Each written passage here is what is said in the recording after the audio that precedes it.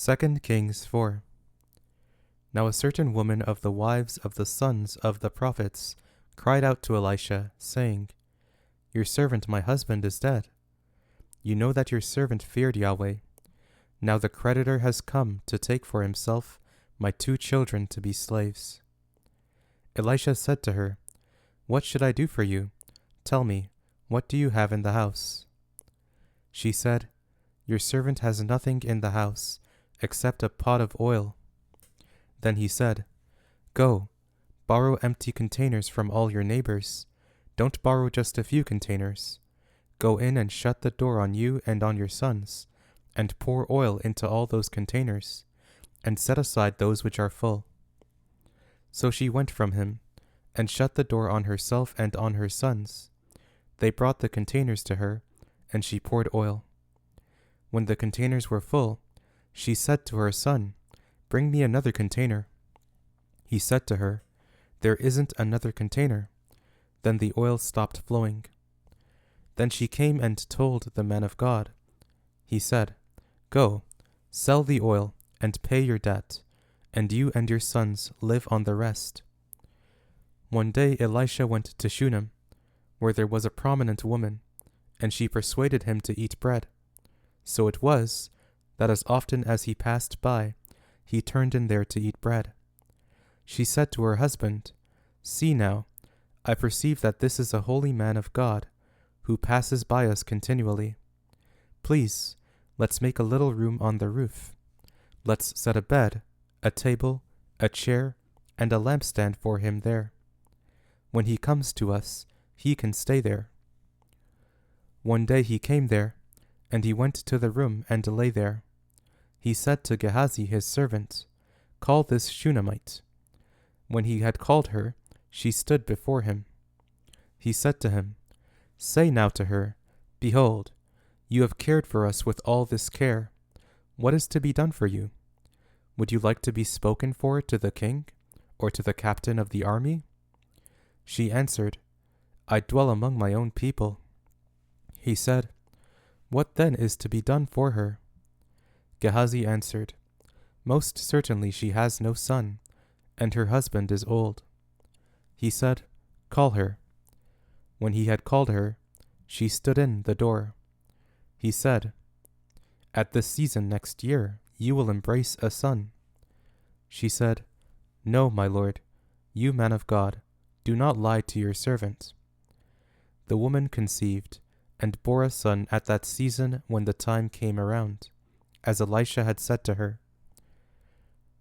When the child was grown, one day he went out to his father to the reapers. He said to his father, My head, my head. He said to his servant, Carry him to his mother. When he had taken him and brought him to his mother, he sat on her knees until noon, and then died. She went up and laid him on the man of God's bed, and shut the door on him, and went out. She called to her husband and said, Please send me one of the servants and one of the donkeys, that I may run to the man of God and come again. He said, Why would you want to go to him today? It is not a new moon or a Sabbath. She said, It's all right. Then she saddled a donkey, and said to her servant, Drive, and go forward. Don't slow down for me, unless I ask you to. So she went, and came to the man of God to Mount Carmel.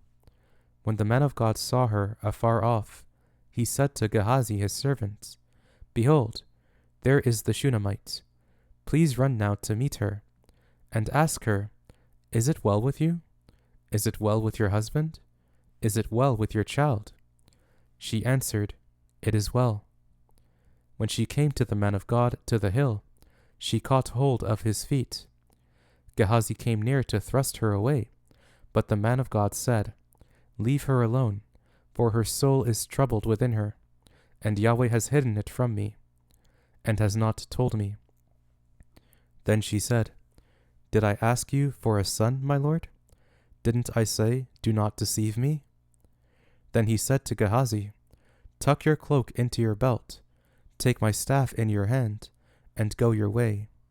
If you meet any man, don't greet him, and if anyone greets you, don't answer him again. Then lay my staff on the child's face." The child's mother said, "As Yahweh lives, and as your soul lives, I will not leave you." So he arose and followed her. Gehazi went ahead of them, and laid the staff on the child's face, but there was no voice and no hearing.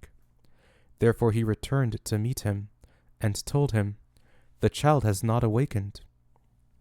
When Elisha had come into the house, behold, the child was dead, and lying on his bed. He went in, therefore, and shut the door on them both, and prayed to Yahweh. He went up and lay on the child, and put his mouth on his mouth, and his eyes on his eyes, and his hands on his hands. He stretched himself on him, and the child's flesh grew warm. Then he returned, and walked in the house once back and forth, then went up and stretched himself out on him. Then the child sneezed 7 times, and the child opened his eyes.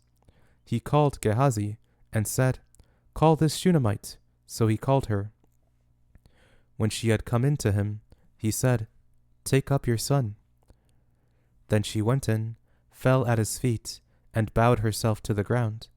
Then she picked up her son, and went out. Elisha came again to Gilgal.